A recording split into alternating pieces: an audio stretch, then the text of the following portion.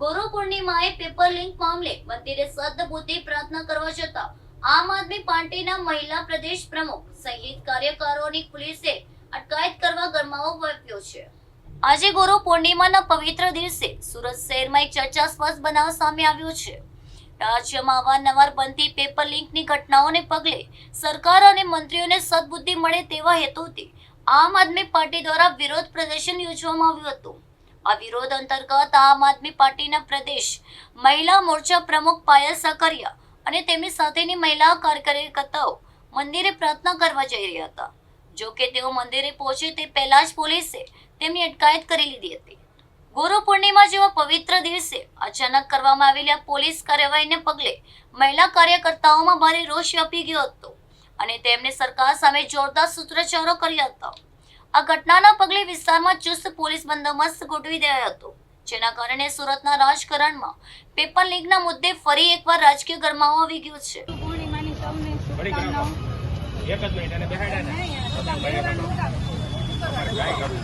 તમે ખાલી તમે તો પરમિશન વગર ડાયરેક્ટ શેની પરમિશન ગુરુ પૂર્ણિમાની પરમિશન શેની બોલ્યા છો માઈકમાં હું બોલ્યા માઈક હું બોલ્યા માઈક તમારી પાસે વિડિયા છે બોલ્યા તમે જ બોલ્યા છો જે બોલ્યા છો પણ બતાવો ને આજે દર્શન કરવા ગુનો જો આની પરમિશન લેવાની ના ના સાહેબ જો તમારી બધી તાના છે તમારે ખોટા ગુના નહીં તો બીજું શું કર્યું ગુના દાખલ કરવામાં નહીં શું કામ પકડવાના જે હોય નહીં જે હોય એવું બોલો કરીને તમારી પ્રાયોરિટી ના ઓલી કરો, તમારા વિડિયા ઉતારો નહીં વિડીયો તમે ખાલી એટલું બતાવો શું કામ એમ થોડું હાલે સાહેબ વાત એવું ના કરો ને નહીં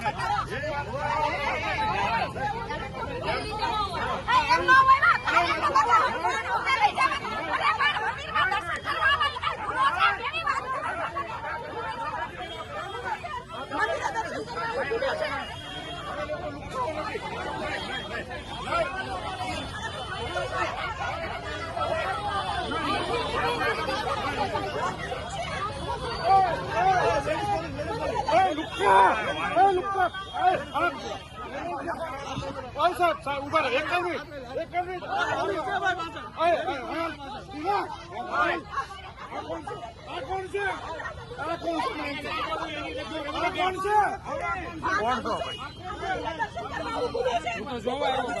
પૈકડા હું કામ છે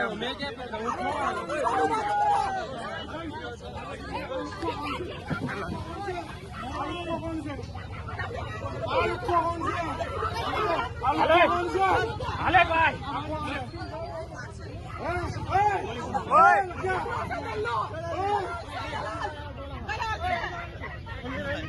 અરે પણ આપ પોલીસ કેવી રીતે દમન ગુજારે છે? આ મંદિરમાં દર્શન કરવા આવવું પણ અમારા માટે।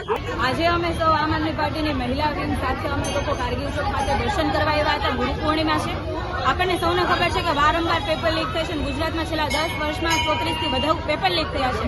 લાખો વિદ્યાર્થીઓનું જીવન આગમાં ધકેલાઈ ગયું છે, નિરાશાની અંદર ધકેલાઈ ગયું છે।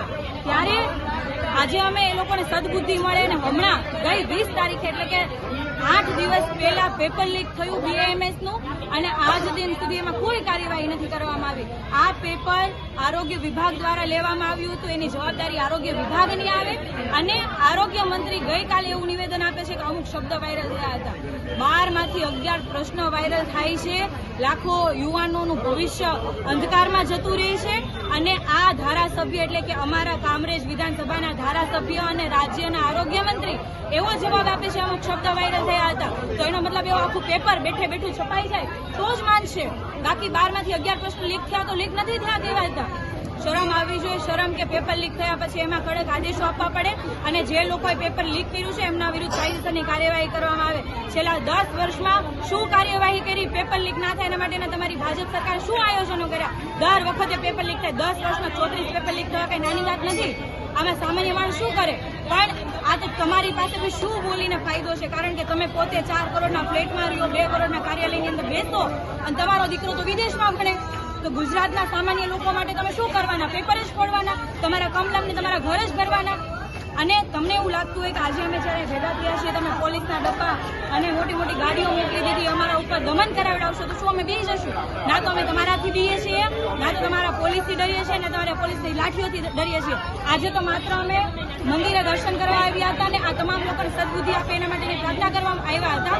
પણ જરૂર પડશે તો તમારા ઘરનો ઘેરાવો કરીશું, તમારા કમલમનો પણ ઘેરાવો કરીશું. એમાં અમને કોઈ નહીં રોકી શકે. જય હિન્દ.